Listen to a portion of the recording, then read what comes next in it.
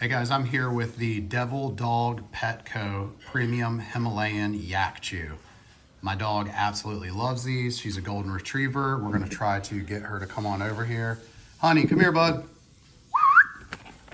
And we're gonna give this to her and see what she thinks. What is that smell, honey? What is that smell? Oh, can you sit?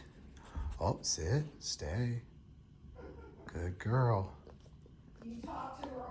Here you go. Here you go. So as you can see, she absolutely loves this thing, and she'll chew on that for probably about 30 minutes or so. And then I usually take it away from her. She's pretty good about that. Took a couple tries the first time. And then I'll give it back to her for about, 2 days or so. And then eventually when it gets low enough, that's the cool thing about yak chews, if you don't already know, once it gets down to about right there, she thinks I'm taking it, I'm not taking it, then you can microwave it and it becomes a huge cheese puff.